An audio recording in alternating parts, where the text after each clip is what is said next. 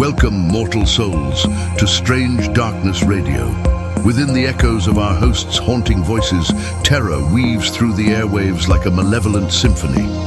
I am Benson, your spectral guide, leading you into the uncharted realms of the macabre.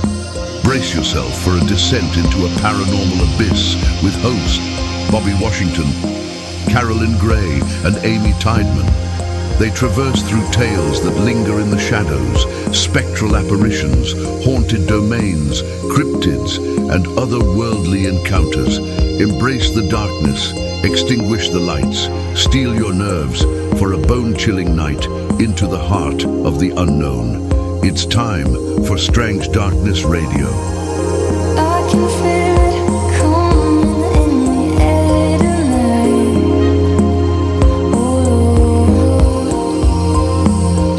And I've been waiting for this moment for all my life.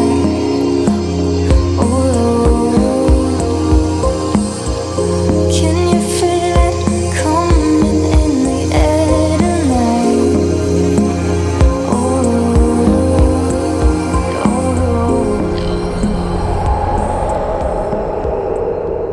Welcome back to another episode of Strange Darkness Radio. Hey ladies, how's it going? Good, how are you? I'm doing amazing. I'm sure everyone knows our names by now, so I'll just dispense with that for tonight, only because tonight has been very crazy when it comes to gadgetry and the paranormal and that realm. Yes, for sure. On tonight's show, Carolyn, I'm going to put you on the spot. You let us know about the guests that are coming on before Benson gives his great introduction to our guest. Yeah, absolutely. So tonight we've got two amazing guests, and I can't wait to get into it, our topic for tonight. So we have Mark and Stephanie. They are a married couple by day, and by night they are ghost hunters or paranormal investigators. They've been doing it for several years now, and they've collected quite a bit of evidence, some of which they were generous enough to share with us. And it sounds like they've had a lot of experiences over the years. One thing that I found interesting was that Mark is a skeptic and Stephanie is a believer. So it sounds they kind of balance each other out in these investigations. But yeah, I'm excited for this. Let's let Benson take it away. Welcome, fellow truth seekers, to another chilling episode of Strange Darkness Radio, where mysteries unfold and the unknown beckons. I'm your spectral guide, Benson. Today, we venture into the ethereal realm of the afterlife with our special guests, Mark and Stephanie Devlin, a husband and wife team on a journey of supernatural exploration. Stephanie, a loving mother and fervent believer in the paranormal, was drawn to the mysteries of life beyond after experiencing a profound loss. Alongside her dedicated husband Mark, a skeptic and a non-believer in the paranormal, the pair have embarked on a journey that transcends mortal boundaries. Even the skeptical-minded Mark, who in the past has explained away their chilling experiences and the incredible bone-chilling evidence they have collected over the years, has found it hard to come up with a human or scientific explanation, try as he might. Join us as Mark and Stephanie impart their profound wisdom, share their spine-tingling experiences, and delve into the evidence they have collected on their many paranormal investigations. The videos, pictures, and recordings that they have collected have to be seen to be believed. Firstly, they remind us that whether skeptic or believer, evidence of the afterlife surrounds us. Through modern technology and personal encounters, the veil between worlds is lifted, revealing glimpses of the extraordinary. Secondly, Stephanie encourages us to embrace the boundless expanse of the universe. By casting aside fear and embracing curiosity, we can forge connections with unseen entities, unlocking a realm of infinite possibilities. Lastly, Mark and Stephanie urge us to embrace the thrill of exploration. From ancient cemeteries to historic locales, they delve into the unknown, seeking communion with spirits and uncovering untold tales. Listeners, prepare to be enthralled by Mark and Stephanie's accounts of spectral encounters and supernatural exploits. Remember, the path to enlightenment is fraught with darkness, but for those who dare to seek, the rewards are boundless. Welcome to Strange Darkness Radio, where every whisper from the beyond holds the promise of revelation. Welcome to the show. Welcome, you guys. Thank you. Yeah, thanks so much for coming on. Yeah. Thank you. So before we jump in, Bobby and I were actually having a conversation about an hour ago, and we were saying how we were pretty sure Benson was going to screw up your last name. That's okay. We get it all the time. I've gotten so many different Variations. Can you say your last name for the audience? Yeah, could you? It's Devlin. Devlin. Devlin. Yeah. Okay. We've got a few different. Doolin, Devlin. Dublin is in Ireland. So we're okay. Well, Benson wasn't too far off. Yeah. No. Nice. It's a common one. Well, thank you definitely for Perfect. coming on the show tonight. And Stephanie, thank you for reaching out. And I know it was through a friend and through all these different channels, but you are in our local area, which is Sacramento, California, which is awesome. And so we're always looking for people who are in the search and investigation realm of the paranormal, because, you know, sometimes, you know, people think it really doesn't happen. People don't actually go out investigating, but it does happen a lot. And there are things out there that you guys find, and people aren't really aware of it, because a lot of times if you're not on a show, or if you're not posting to a particular post, even the people in the local area don't really understand or know what is going on. So I find that to be very interesting. I know too, like I follow a group on Facebook, but we have actually been out there just kind of hunting and getting a feel for things and seeing how scared we really will get if we're worth actually talking to or going to see. But yeah, you'd be surprised when we start talking to people about what we do as a hobby or in our spare time, how interested they are. And, you know, it is a lot of friends and family. Even I have coworkers who are very interested in it. So it's crazy, but it's a lot of fun. Nice. So can you guys? Can I ask go you ahead. to? Oh, I'm so sorry, Bobby. Can I just ask real quick? Have you ever gone investigating at the cemetery off of I-80 and Greenback? I don't know what it's called. Just that really big one. We're 2-3 blocks from it, so we should. The one on the side street. We're really drawn to East the one Hills. over off of Broadway. Oh, okay, Unfortunately, The old one, right? Unfortunately, they close right at dusk or at 7 o'clock, and they're very good at scooting you out of there. And for whatever reason, I am really drawn to the rural Santa Rosa Cemetery. I will go there 2 and 3 times a month if I could. There's something there that intrigues me. The way we fell upon it, it was we were doing some real estate. We went last year. Long story short, we went and looked at the balloon. They launched the hot air balloons, and in the afternoon we needed to kill some time, and we were just looking at some real estate in that area, and we just stumbled upon this cemetery. And well, I don't know if stumbled. I think it Kind pulled of us were there. drawn there, and you know.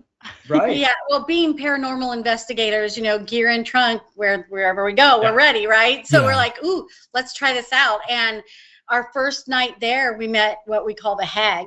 And it was just amazing. It took us a moment, like after we took all the pictures, went back to the hotel, and we started going through our video and all of our pictures, and there she was. And it was kind of like, at first I was shocked. I was like, is this real? And so I had him look at it, and he came over and he goes, oh my gosh. We've had people say, oh my gosh, it looks like the Grim Reaper, but it doesn't. It literally looks like a 1886 1800s bonnet, garb. hagged face, and she's Yeah. very neat.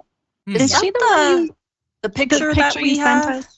Yeah, she's actually one of the very first pictures that we got in that cemetery. Yeah. But Okay. we want to ask about the cemetery over here on the frontage road. We just haven't really been able to get a hold of anybody because we don't want to get arrested for trespassing. Yeah, like some people. That's why Carolyn Do it asked the that right way. question. That would be a hard one to explain. Going back to the hag, like, can you tell us about that? Like, how do you know? Is that just your nickname, or did you get like messages? We can't get her to give us her name. Mm. When we're in the cemetery, she calls herself the lady. She calls herself a shapeshifter. But she will not give us an actual name. We thought that she had said at one time her name was Martha, but we couldn't figure that out. When we went over to the tombstones where she was hanging out, there was no Martha over there. There was nothing that would indicate that would have been her. But we call her the hag because every time I go there, she calls me names. Wow. Is this Not very What kind of names? Like, And literally, you can feel her when she's around. The environment changes. really quick, Stephanie? How are you guys getting communication with her? SB7. SB7. Yeah, Okay. SB7. We do the EVPs, and we also do Spirit Talker.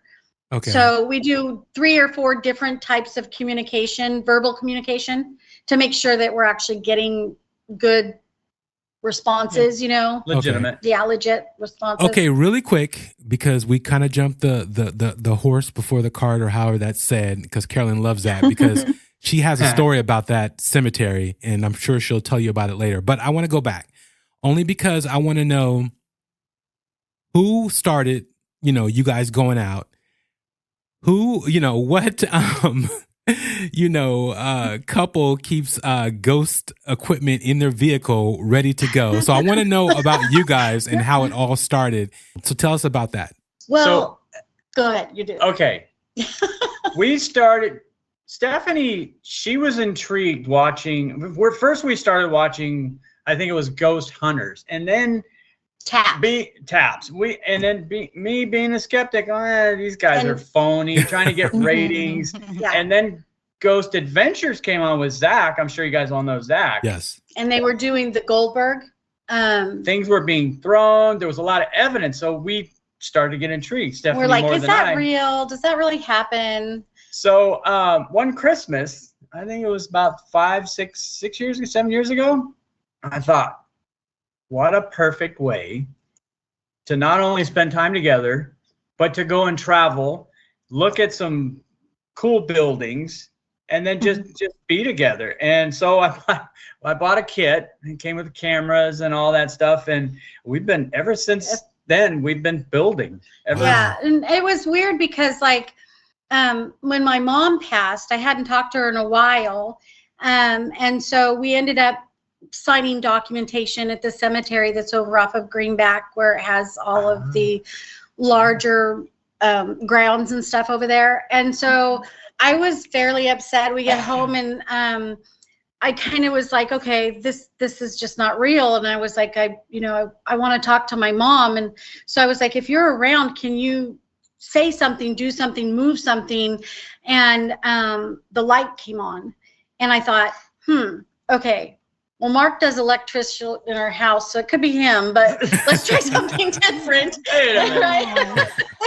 Nice. So I kept talking, and the more I talked, the more things moved, and I got knocks, and that was before we actually started doing the spirit talkers and things like that. That was when we were looking more into the EVP, where you run the recorder and then you listen back, and before we actually had the cat balls and all the cameras and that. So Mark came home, and I was discussing it with him, and I said, I wonder who else can hear us, like Grandma Eileen, or so that's kind of how we started, was like, who's in our home? Is our family listening? And then after watching all the shows, we thought, why not? Yeah. They're out there doing it, so can we? So off we went. We were intrigued. It was interesting. It was something And we started going to places they went that were local, like the Leger, the Holbrook, those kinds of places, just to, like, we knew that Ghost Adventures had gone there. And if they got stuff there and it's real, then we should be able to get stuff there, right? So that's kind of what we started doing that way. Nice. And so Stephanie, by the way, really quick, did any family member answer you in your home? Just wanted to. My mom, my dad, his ashes are here in my house. And so I think we tried to get a hold of Grandma Eileen, but I think we kind of debunked it, but we weren't sure. Yeah. But yeah, I mean, after a while, you do know what's a knock. And you do know what's a house settling.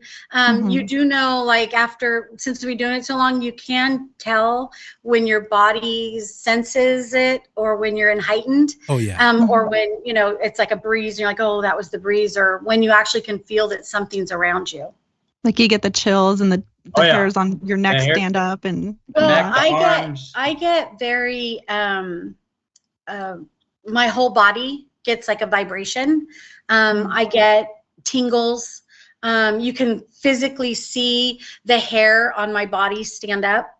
And that's when I know, okay, they're here. When we just went investigating, just my legs got cold. And I told Mark, I said, it's so freaking hot in here. Feel my arm.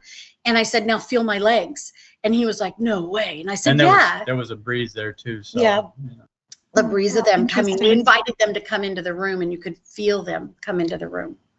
It was crazy. I've heard that. Do you consider? I'm sorry. I was just curious, Stephanie, if you consider yourself to be sensitive to these things. Like, did any of this occur like before your mother passed away? I never have, to be honest with you, until recently when we were just talking about it. Actually, this last investigation that we did, and it was just because I literally had a full-on conversation with a spirit who grabbed my hand as I was leaving the cemetery, and I told Mark, I said, I started breathing, and you could see my breath, and it wasn't cold. It was Santa Rosa. I was right next to her, and I said. Yeah, he was up on the hill, and I was towards the bottom of the hill, and we were headed out the backside of the cemetery. And I said, are you seeing this? And I said, can you see my breath? And I said, blow your breath up there. Can I see your breath? And he's like, I can't see my breath. Come down here. And he blew his breath, and you could literally see, like as if it was snowing outside and you were blowing your breath, you could see your breath in that little diameter area. 6 by 6 area. It was crazy. And I told him, I said, I can feel the little girl holding my hand. And I said, feel my hand.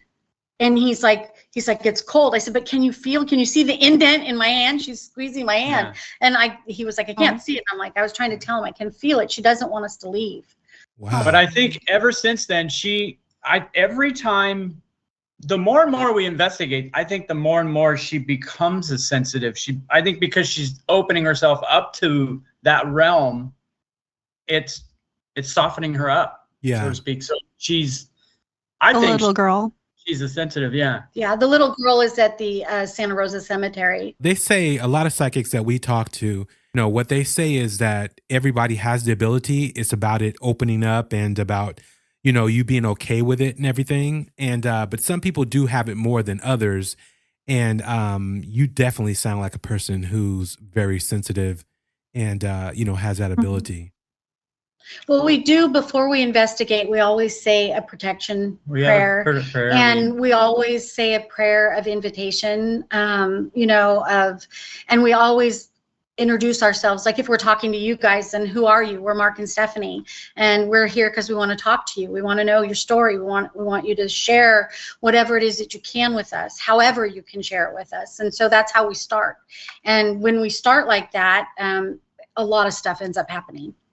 Yeah, that was going to be one of my questions because, we just recently talked to Melissa with Sac Spirit, and she was just giving warnings about people just going out there and not knowing what they're. I know Bobby's laughing because yes. I really want to go on a ghost hunt. That is like one of the top items on my bucket list. Yep. And then when she gave that warning that, hey, people really need to be careful. You can't just go in there. You have to, not make sure you're not insulting the ghosts, right. And you don't want to take home like some spirit spirit with you that's gonna like haunt you the rest of your life. So Now Amy's too scared. That's what I Well, thought. I am scared. We but do.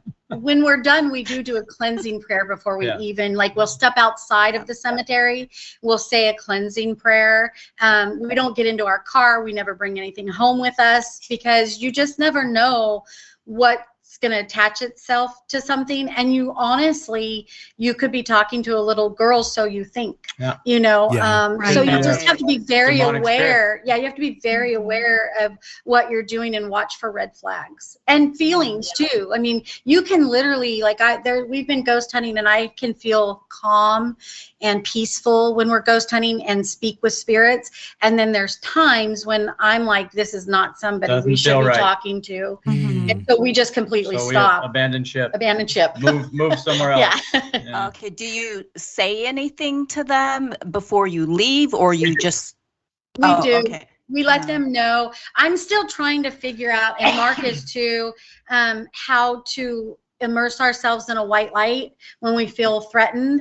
And we can't do that yet. And we're not that experienced, but I do talk to them like I talk to somebody that I don't want around me. It's like, you're not welcome here. You can't touch me. I am protected. You know, you have to leave. Home. Yeah, I do carry an amethyst with me when we go. There's certain stones that I carry, protection stones.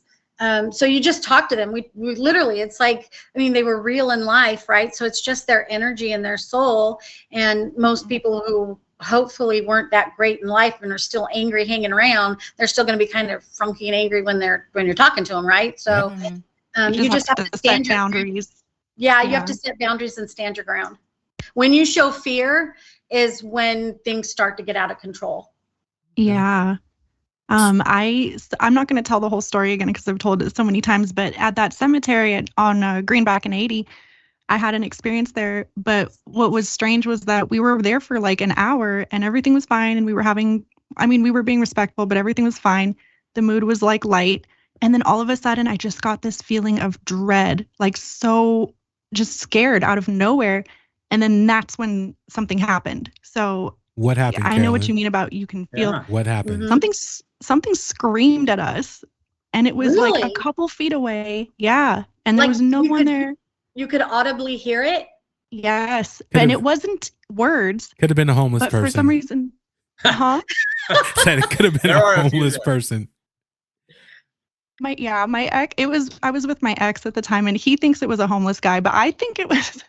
I think it was a ghost because we didn't see anybody, we didn't hear anybody, we didn't hear any footsteps or rustling, and it was, it was dark because it was nighttime, but you could see. She snuck in, by the way. And this sound came from just a couple feet away, so it was terrifying. You felt that feeling prior, so I think that was probably legitimate. Yeah. Yeah, I do too. But like yourself, Mark, she was skeptical because she's not really had a experience that she can 100% feel comfortable to say, it was, something otherworldly. So hearing all this from you two, and I hope we really get into it, Mark, as the skeptic, and now hearing you talk and listening to you, and even just your mannerisms and your expression, how do you feel now? Like with the whole process of what's out there. And before you answer that, what did you believe before this? Can I add on to that question before you answer it too? A lot to remember. Go ahead. You said in your bio that you sent us that you grew up in an old Victorian house, and like looking back now, you think it was haunted. So how does that fit in with your skepticism? Like, can you just kind of explain your whole belief system and how it's changed?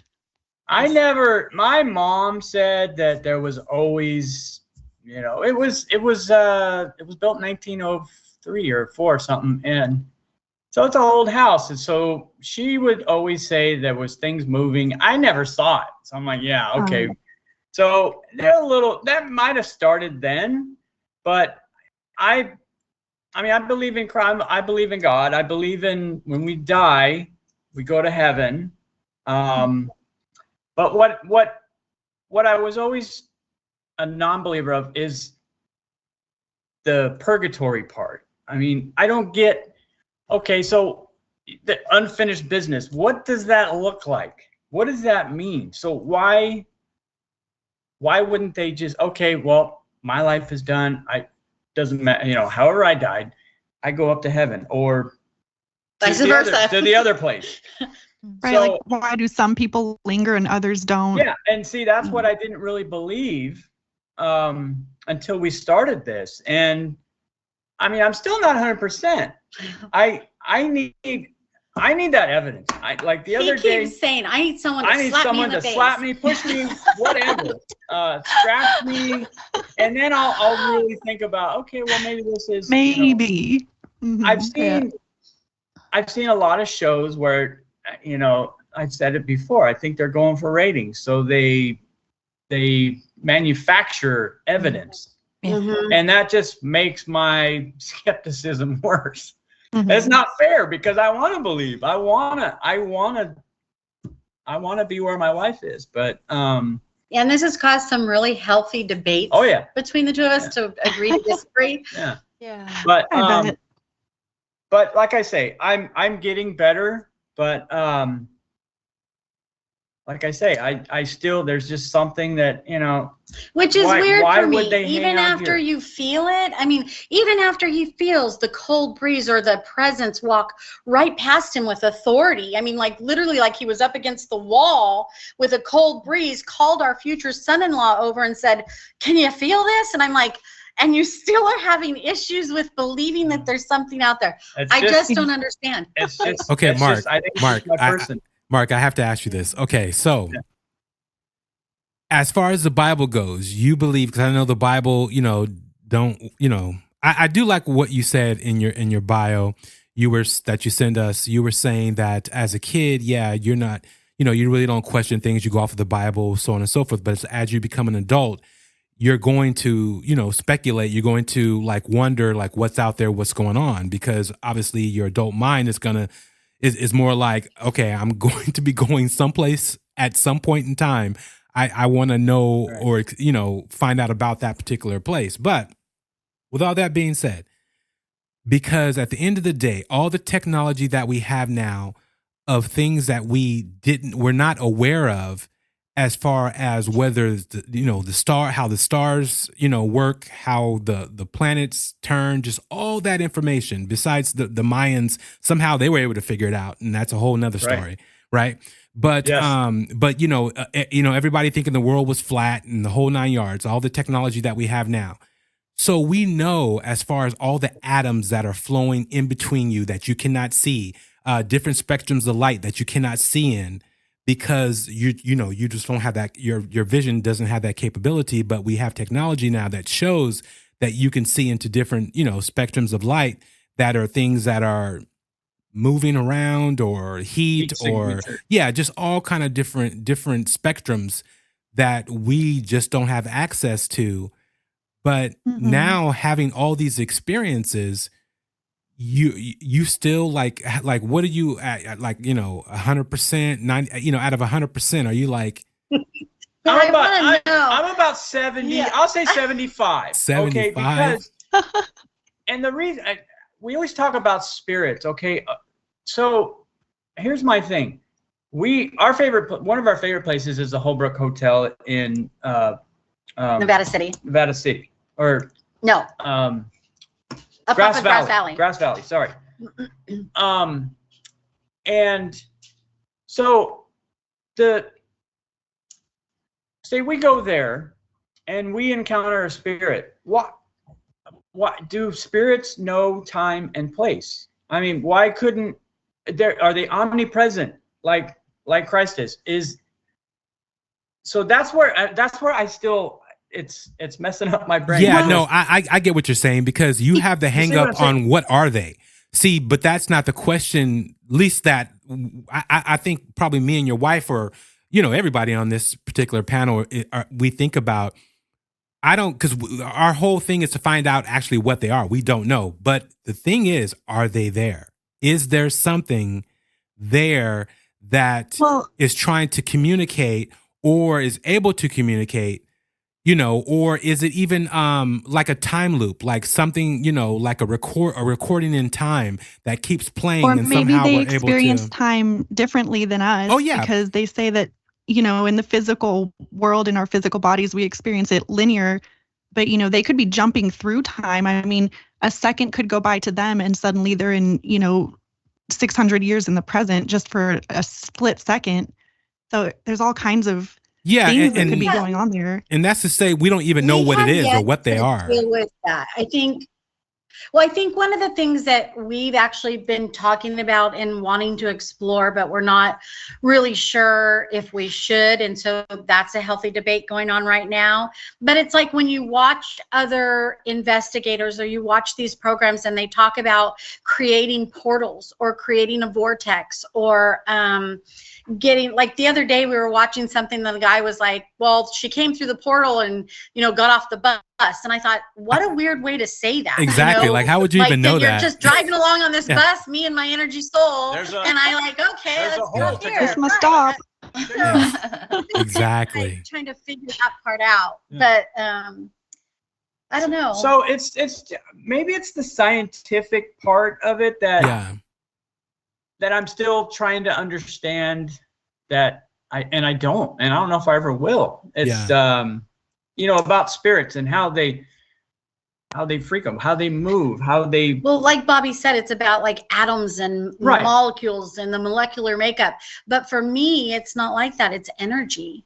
It's no. When I was talking about when I was talking about the molecules, Steph, I was just saying from the aspect you can't see them. Like you cannot see a molecule. You can't see like a shelf that's vibrating, unless you have a molecular microscope to be able to even understand when someone tells you everything is moving and vibrating. Just because you can't see it or perceive it. Exactly. Yeah. But as far as, like what these things are, let's say it takes whatever these beings are, right? Let's say they're not human. Let's just say they're beings, right? And then, but they taken on, ooh, she feels this way. They can feel your energy and feel what your thought is or how you feel about what you think you're perceiving. So they take on that and, they play into that. So who knows what they are? Hopefully they're our loved ones. Hopefully they're, us and, that haven't moved on. And there are other places that we will go and everything else. But at the end of the day, that is my thing. It's just trying to figure out like what is really going on, because the thing that set me down this whole road is a being that I saw and I couldn't explain. I was at a real young age, but it always left that vision in my mind to wonder like what. Like, I know I'm not going crazy, and I was probably 10 at the time. Like, there's something like I'm seeing this. I'm not like, unless I'm losing my mind or something's happening. But I saw it, and then with all the different and other experiences that I've had, even recently, with just talking to different people, and then I will start taking on or having the experiences that they talk about or they've had. And I just find it odd that, is it our mind? Is it things that are already in, our surroundings that we play into, or it feeds off of our, emotions. And then, so it triggers X, Y, and Z. Like, it's just so interesting. And for you guys, because you guys had a lot of contact and a lot of, evidence, which is actually really rare, to be honest. And you have it recorded, you have it on audio, you have it with pictures. I mean, you have it in every facet. And that's actually a rare thing. So something is reaching out and something is like saying, hey, I'm here, or, making contact. I think the problem with trying to figure out, like you said, Bobby, like trying to figure out what is that there's a million different kinds of, like Stephanie said, energy. Like, there's not one answer. It could be a multitude of different things that you're dealing with. They've already proved that there are other dimensions out, sharing the same space as us that we can't see or perceive or feel, whatever.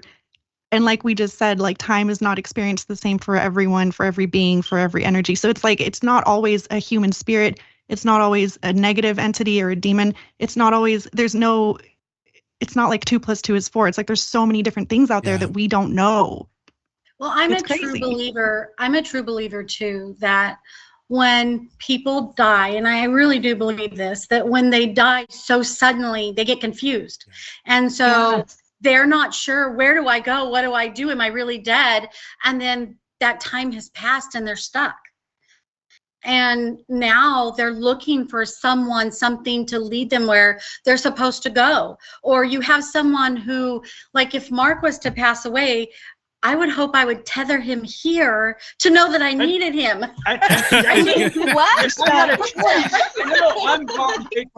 I have a place in heaven. I know that now. But if I had my choice, I'm hang out and watch over my kids. Yeah, for sure. I truly believe that there are a very handful of reasons why people's energies or souls hang out. But I mean, for the most part, I truly believe that your energy, once you have found your place in the atmosphere, that you can travel where you need to go or to be where you need to be for those that you love. The other entities, I don't know so much. I mean, that's what I'm investigating for. I want to know, I truly want to know, life after death, why are we here? I mean, especially children. They say that when children pass away, they automatically go back to heaven. Yeah. Right. And so I just want to know, why are some of these kids, are they still here? Especially the young kids. Why are they still here? So that's my search. My search is, why are we still here? If and I am a Christian, and I believe that we go to heaven and wherever else that it is you need to go for the life that you've lived. But I just want to know, why is there that gray space? Right? What is in that gray space, and why is it there? Why did you not go up or down? Why are you in that gray space? Yeah, it's interesting though. I don't even think the death has to be traumatic. Just think about it like this. I go to sleep tonight and I don't wake up. But if I do wake up, meaning, however it works, right? I'm like, oh, okay, what's going on? Either I'm in the light, or I'm, in, hey, this is where you're gonna go, or this is what you did, showing your past lives and all that stuff. But sometimes people do not know they died. They think they just went to sleep and they woke up, because the difference is, and like I always say, you die every night theoretically. You just happen to wake up the next day to go to work or to do whatever. But at the end of the day, you wake up. But do you wake up in a dream? Do you stay there? Like I would hate to be in a horrific dream and trapped in that, or however it works. But yeah, so sometimes, because again, we've had massacres, we've had everything, happen to people that you can think of, and some of those places, there are no contact, no hauntings, no nothing. There is nothing there. So it's like what you were saying, Stephanie. It's just, sometimes it could be the person's energy. Like, I'm not done. I don't want to leave, however that works. So or they're confused, like you said. Yeah. Mm-hmm. Yeah. I think one of the things when we started doing they were doing it on the programs that we like to watch, and it's called the Estes method. And so you really have to, block out everything that is around you, and you use your sense of hearing and your sense of feel. And we started doing that, and that's really hard to do because you're listening to the white noise, and the people on the outside are asking questions that you don't know they're asking.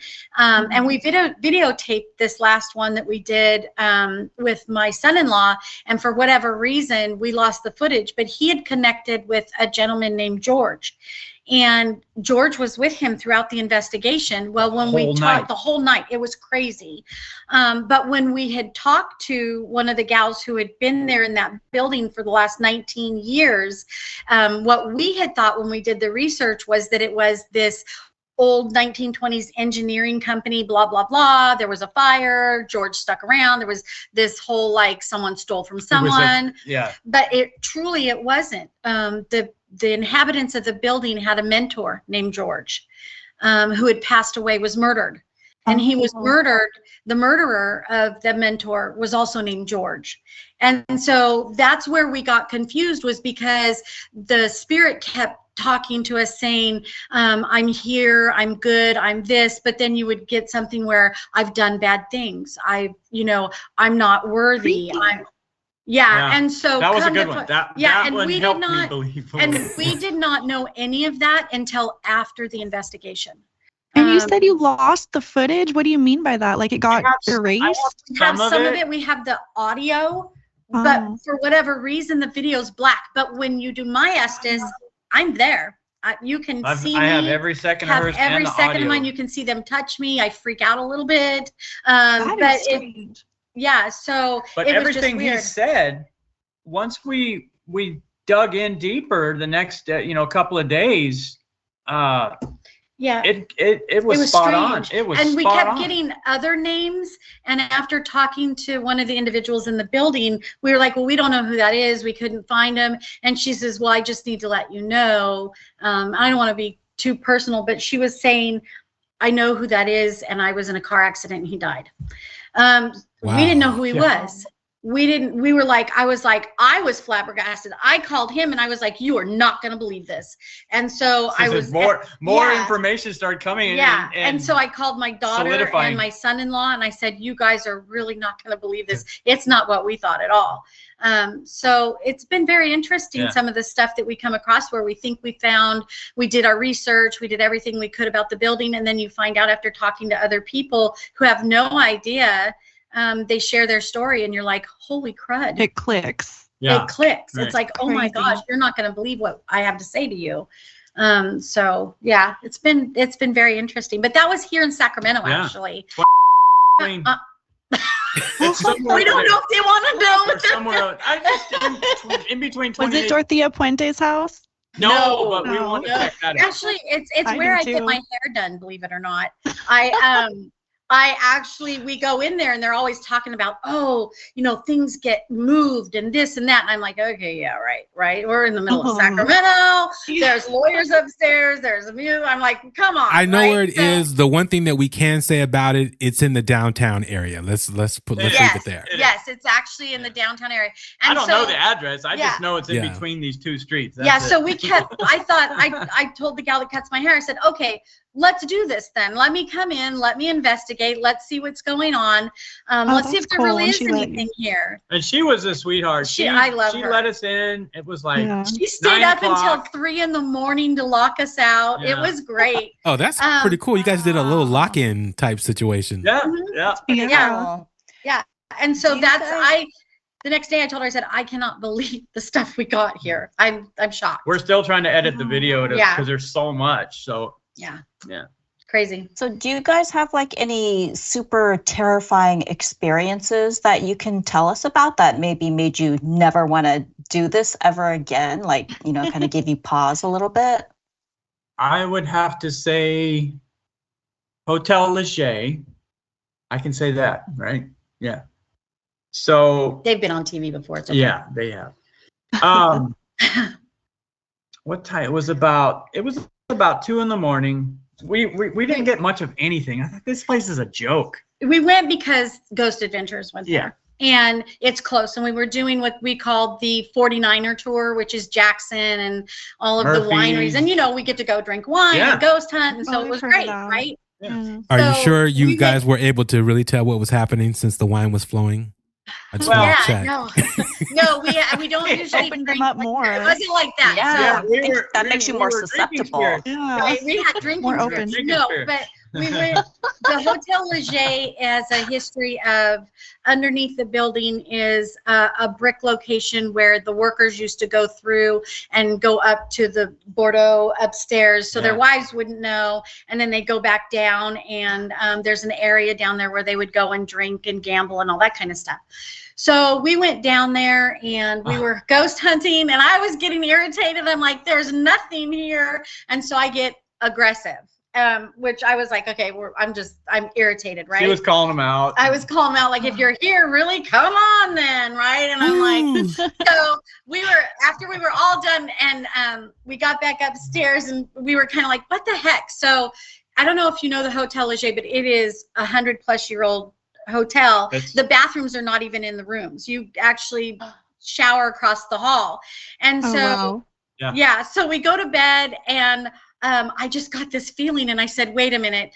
You need to put your back next to my back. You watch the door. I'm going to watch the window. I'm like, I'm feeling really weird here. And so we started sleeping, and the pillow got yanked from under my head. Wow. And I told him, I said, I want to go home.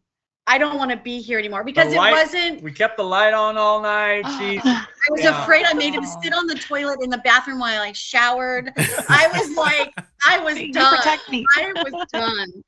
I would like to have more experience and not quite as afraid. I think it was them being aggressive back.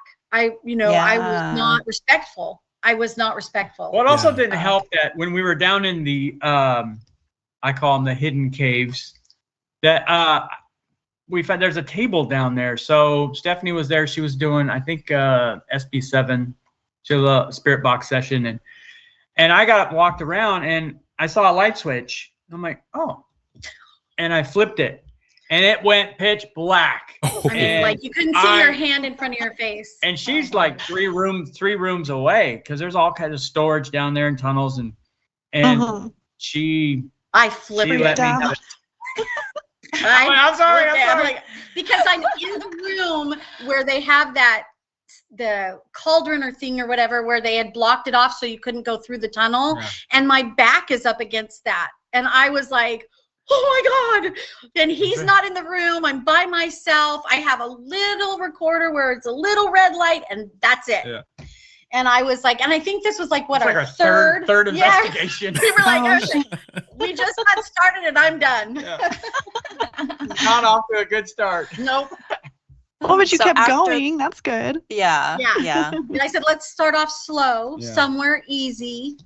So we went to the Holbrook. That was not easy. Yeah. And you changed your tactic. Like you weren't, after that, you weren't aggressive anymore. After that, I will never, ever be disrespectful again. I will never do that again.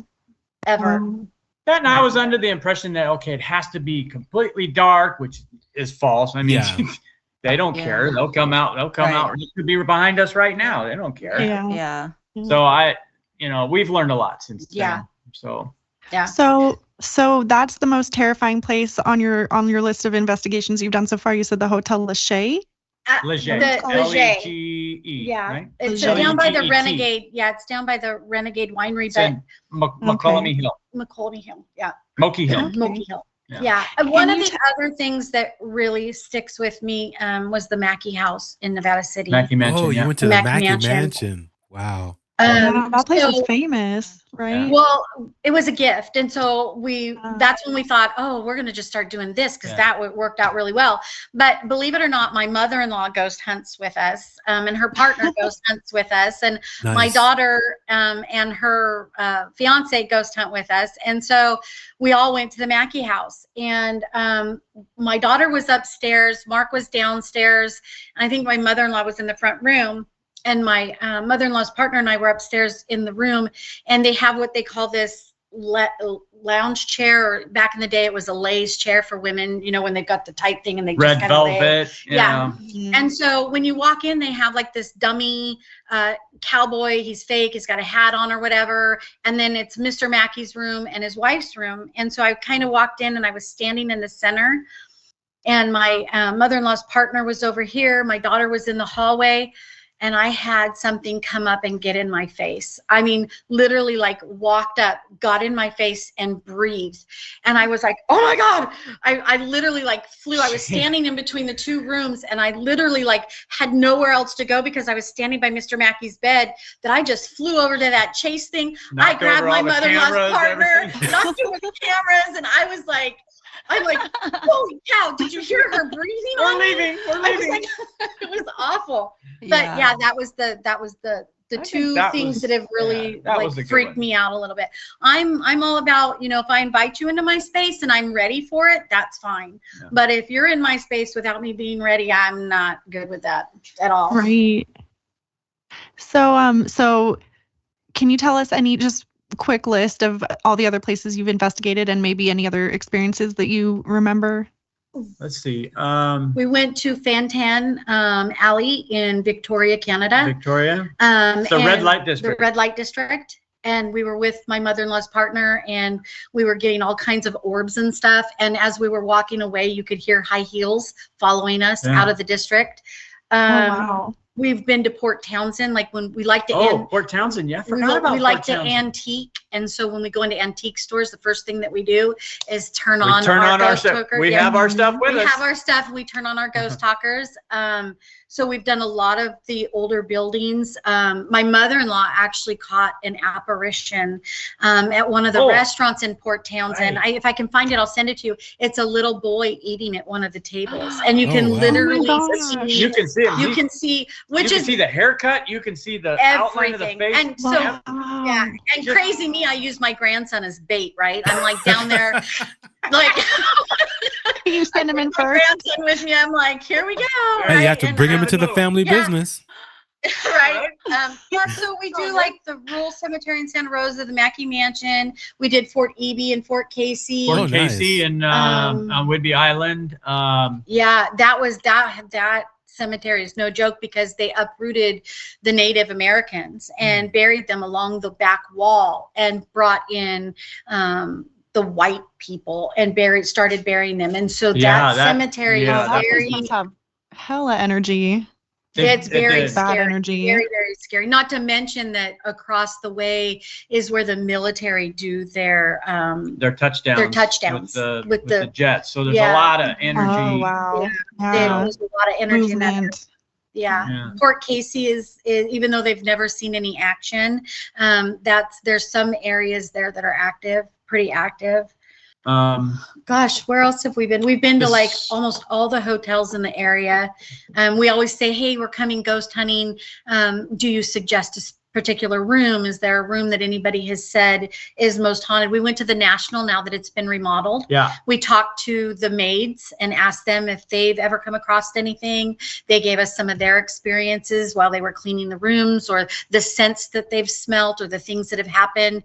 Because I don't know if you know, with the National in the back, there was a gunfight with the police and he got shot. So that took place.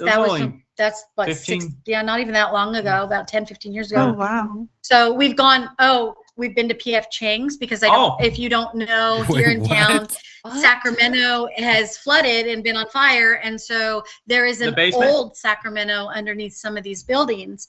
And one of the stories is that one of the, I don't want to say, I'm sorry, I can't be politically correct, but one of the slave traders had Asians who had been working, and I'm sorry, but they had put them underneath PF Chang's. Yeah. And it was an internment camp. Yeah. And so that's where they kept them. When it started flooding, they locked them down there and they all died. Oh wow. Oh my God. I had never heard that. And where's this location? Yeah. Wow. Yeah. Also, it's called the Cobblestone Brewery, or I think that's accurate. Don't quote me, but there's a brewery up in Grass Valley.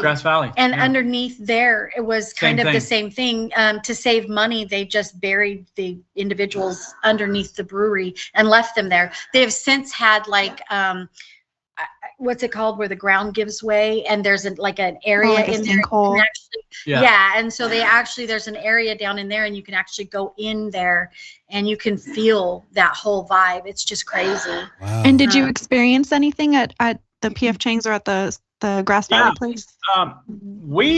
Stephanie and I didn't, but again, we were with my daughter and I think it was just my daughter. It was just Megan. She wasn't Megan. With her fiance. Yeah, it was just Megan. So we're downstairs, and that's the prep kitchen. They've moved out since. Lots of construction going on in there, but so we turned on the SB7. I had the camera up. Weren't getting much, but all of a sudden, my daughter grabbed the spirit box, and a guy named Phil or Bill. I want to say it was Bill. And she just started having a conversation with this person, and it said, "Have a seat." Very forcefully. Oh, And there was she was sitting next to a chair. There was a chair that I had put there a week ago. And so that was pretty cool there, but not much, believe it or not as much as I would think down there. Well, well, what about the time you put the camera, when you were working, you put the camera and you walked out and the door closed on its own. You could see the light from where he had left the door open. And I don't know what the time frame was about that, but he was working. He thought, I'm going to put the tripod down here, see what we capture. So he walks and goes about his work day. When he picks it up and brings it home and we're watching it, you can see the light from the door, and then all of a sudden you see the door closed and the light's gone and the door had closed on its own. So just stuff like that. Yeah, crazy stuff like that. Yeah, well, that's good stuff. Again, most people don't catch as much stuff that you guys have caught. You know why I think it is because for as much time that you put into investigation, you have to go back through that material. And that's true. so if you ghost hunt for 8 hours, you're looking at material for 8 hours to find something. At least. Yeah. You're going through it 2 and 3 times, especially audio. Yeah. Because they're so subtle. And that's hard. The audio. Yeah, you might miss things even if you do go through everything. Right. Yeah. Yeah, that's true. What I'm finding on the audio is for digital recordings, I find it helpful when it has the graph going across, almost like a Richter scale, Yeah. And if it's quiet and you start seeing, there's some pretty good evidence right there. Oh yeah, I talk about that on this show to where we get that. I have gotten EVPs from a particular person and there is no graph whatsoever. And but I can hear the level of the volume is like I'm talking right now, but there's nothing there. So yeah. Right. So we're still learning. I mean, we're getting, every time we go, we get more stuff. I mean, you're right though. I mean, we can go check out 5 different places and not get a thing, but I seriously think Stephanie is a sensitive. Yeah. And I'm not sure how I feel about that. That's why we get so much evidence. And my favorite toy, you would think that it would be where you can actually verbally talk to them or whatever. My favorite toy is cat balls. I don't know if anybody's ever talked to you about those. I have cat balls. I haven't used them yet, but I have a bunch of equipment I have not used, but yes. Oh, cat balls and the flashlight. Yeah. I really think It's when simple. we did a REM pod, and I still don't know how I feel about the REM pod, but when you're talking to the cat ball, when you're talking to them and you have the cat ball or the flashlight and there's a quick response, you kind of get the idea of, okay, they're here, they're listening. And so you kind of do the yes, no method. Yeah. And so that's my new favorite thing right now is the cat ball. I keep jumping from equipment, but right now that's my favorite thing. That and the camera. She always gets stuff on the camera. Wow. Right? And I never expect it. I mean, it's the weirdest thing. I'll take the same Maybe you're picture. just a I don't get any- magnet. Like That's you not just true. attract it, even if I you're think- not aware. This last time when we got that picture of the guy named Carlton, that was weird. I did not even expect that at all. When I was going through the stuff the next day, and I told Mark, I said, we got to go back. I've got to go back. I got to take that picture again in daylight. I got to see what's hanging there. Yeah. This is not what I'm seeing. And sure enough, we tried to debunk it. we did. We went back the second day, and you can literally see he looks like to be about 7 feet, and he's hunched over with his head, and we caught him just perfect in between the two. They were tall monument type. Yeah, like a monument headstones. type. Then it wasn't a headstone. It was just like a monument. Yeah. Which is weird because we don't normally go in that way when we enter the cemetery. We went a different way this time. And I was just snapping pictures at dusk, and I just happened to get it. So you didn't actually see him with your own naked eyes. It was just you were taking pictures, and then you went back and looked at it, and you can see the images. So you take the pictures. Like we caught a cowboy leaning up against. You can see his knees up, his hat, and he's just kind of hanging down. We caught that one. That was like a Marlboro Man. His hat was kind of tipped down, and it was his knees. crazy. That sounds familiar. And you go through and you look at the picture, and it's just a picture of a cemetery at dusk, but you literally have to go through and enlarge it, and you just kind of scan the picture to see what you can find. Sometimes you catch orbs and stuff. Like when we went to the winery in Napa, I forget what it's called, the Winery of Love in Italian. Casa but del we were Mar. down in the torture chamber, and Wait. we were down there. Let's not just skip past that. Back up. Torture it's chamber. a castle. It's a winery in Calistoga. Okay. And it's called Castella di Amorosa. And Visatui, the Visatui family built it. Well, they tried to make it exactly like a replica castle. Of an Italian castle. And there's a torture chamber. There's a torture chamber. There's actually the fireplace has an emblem and it's dated 1447. Yeah. And so some of the stuff there is old and some of it's new. And so when you're doing the tour, they explain to you the wine tour. They explain to you what's going on. And so you do the tour and then you go upstairs and you do all the wine stuff. But when we were down, they actually have a full-on torture chamber, and we were down there and they have the metal suits or whatever, and I just happened to, they had one of the wine areas blocked off with a gate, and me being me, I was like, oh, she just stuck in there. The guy says, hey, what are you doing? No lock, it's open, right? And so I'm like sneaking around, and the guy's like, where are you going? And I said, oh, I wanted to take some pictures. He's like, okay, but don't go past this point. So I started clicking stuff, and in the succession of the pictures, you can see nothing, nothing, 2 orbs, 1 orb, nothing. Yeah. And it was the craziest thing. And then we get into the torture chamber, and I'm snapping around, and there's one of those metal things, and I had my live on my phone by accident. You can literally see this orb. It has to be, I don't know, the size of a dime or a quarter, excuse me. Yeah. And literally you see it float down, but when you're on live, it just stops, right? So you can literally see it moving, and then it stops, and it's on this metal thing. And so it's just stuff like that where you don't see it. Armor, yeah, you don't see it with your naked eye, but when you go back, you're like, oh man. Yeah. Mm-hmm. Yeah. So it's crazy.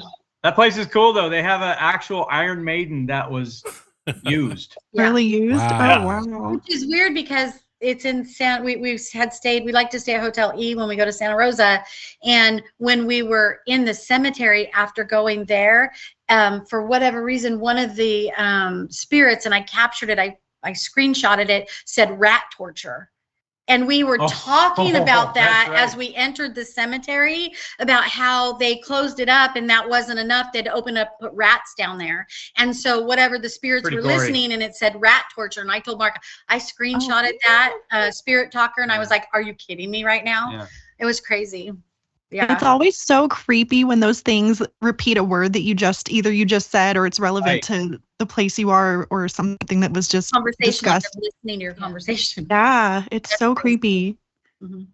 We love it. Yeah, you can't tell. We totally love it. You guys are having a ball. That's amazing. That's amazing. Yeah.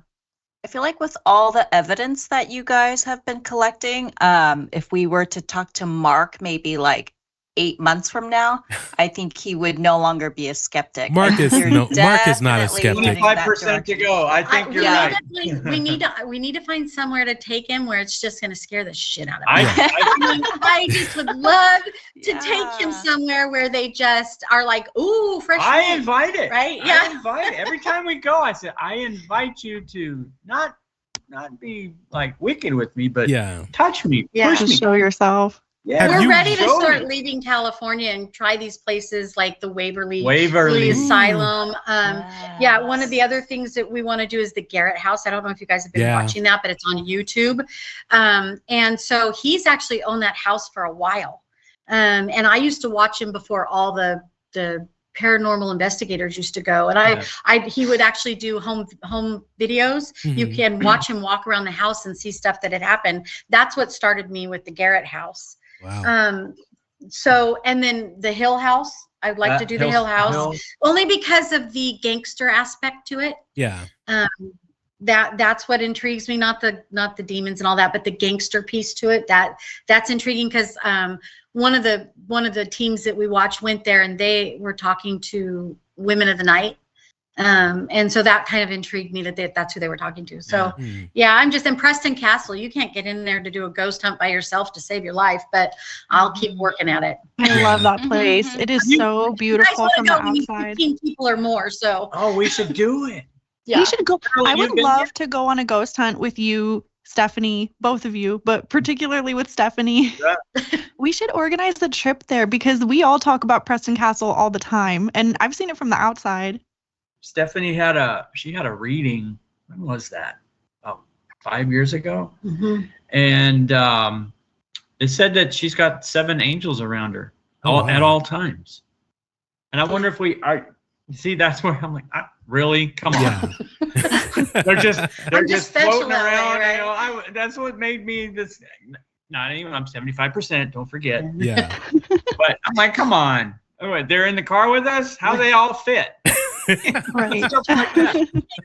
So See, that's the kind of stuff I have to deal with. but you know, He's like, everybody buckle up. that's how I. That's a good one. Well, it's good to be skeptical though. Like you need to question things. And I think that's why we make such a good team when we're going out and doing this. Yeah. Because even though I've still got about 25% to go as far as a full-on believer, I can call out the BS if it's what I think it is. But if it's legitimate, there's true evidence. Like lately, what we've been getting. Then I'm on board 100%. We were in the Holbrook, and I don't know if you guys have been there, but downstairs there's a bar, for lack of better, the bar. It was just before or after COVID, so they were still shut down. And we were in the women's bathroom, and he was outside doing something. And I came bolting out of there, and I'm like, you've got to come in here. He's like, I'm not going in there. I'm like, it's after hours. Come in here. And so the things were moving in the bathroom. So what does he do? He grabs toilet paper. And he grabs the toilet paper. He sticks it up on the fan up top, turns off the fan in the bathroom. He's like, let's see it move now. And sure enough, it started swinging. I'm like, the toilet paper's not moving. What do you say now? And he's like, I must have bumped it. I'm like, dude, I'm telling you. I thought it was the HVAC turning on, you know? But he literally like stood on the sink, taped the toilet paper to the ceiling. And I'm like, come on, really? But that was, we couldn't debunk it. So I guess that's where good. Exactly. Like it's good to do those kinds of experiments. Yeah. And like prove it.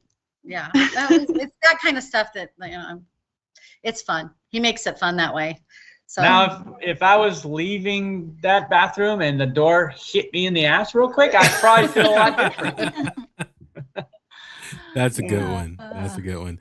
So what is next on your bucket list? Is it Preston or what, to go there by, do a all-nighter there, or what is it? What is your bucket list location? At least I think I'd love to go to Preston.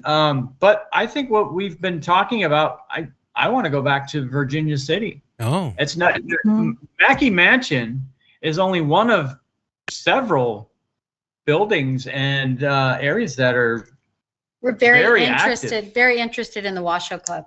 The Washoe, there's a Yellow Jacket Mine. No, it's the Yellow Jacket The Mine. Yellow Jacket I don't know Mine. if you guys watch, but we watch Twin Paranormal, and they're just a bunch of kids from Truckee. Yeah. And that's when we started watching them. It was real, right? But now it seems weird. But I mean, this was like when we wanted to go up and do the train trestles that are no longer operating, where they had the snow avalanche. We wanted to go into there. We want to do the Truckee Murder House. But I think really right now we really are interested in trying to get into the Washoe to see what that is about. I mean, literally to get to the Mackey Mansion, we drove in a blizzard. Wow. Up the hill. My daughter was like, turn around.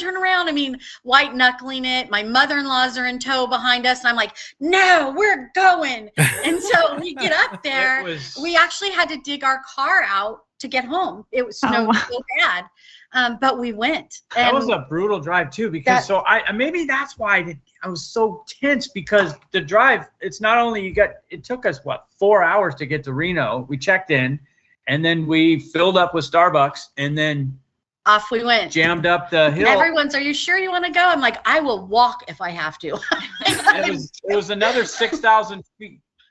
You are not supposed to get to the afterlife to investigate the afterlife, Stephanie.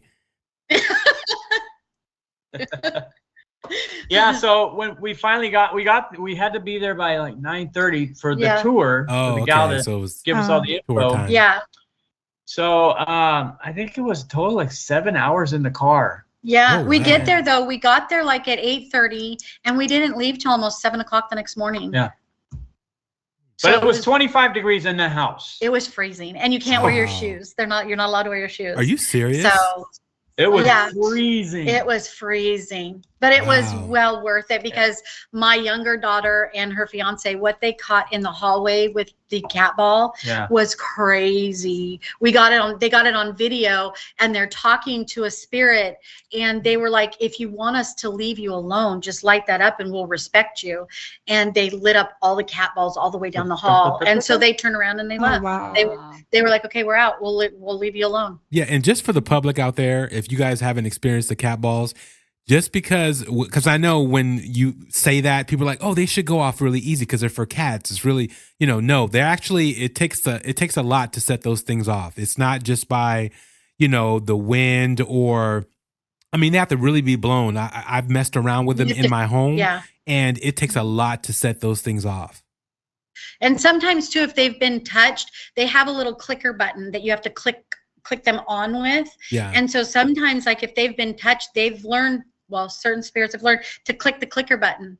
And so you're standing there and they're there with you, but you don't know because they've turned off your cat ball. They separate the energy in between the contacts to make the thing work. I don't know how they do it, but we literally have set up the cat balls, run and jumped and jumped, trying to get them to go off. Yeah. And Mark did.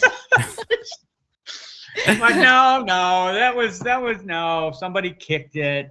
No. I've seen him like flail all his limbs trying to get this stuff to go off just to debunk it. It's crazy. I wish I would have videotaped that. Yeah. No, it's really hard to set those off. But so have you guys came up with a name for your, investigative group? Yeah, we call ourselves Paranormal Pursuit, the Skeptic and the Believer. Believer and the Skeptic. Yep. Skeptic and the Believer. Yeah. I already know what I know.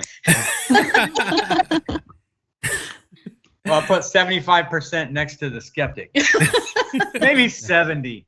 Nice. 75, nice. I think we're good. Nice. So, man, that is, again, I think you guys are amazing. It's just fun to, as a couple, to go out and investigate and to have this experience.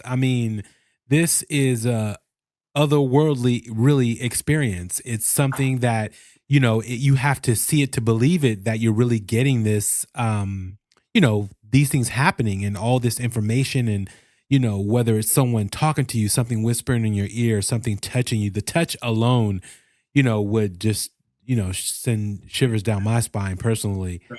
Because I've had a lot of. Important to let your listeners know too is like we're joking around and we're talking about what we find, but there are times when we've spent time and money and you don't always get something. For sure. And that's there's times when you go out and there's just honestly someone says, oh, go here, do this. You get there. And I don't know if it's because the person that investigates gets the stuff because of who they are, but there's times when we've gone and gotten absolutely nothing.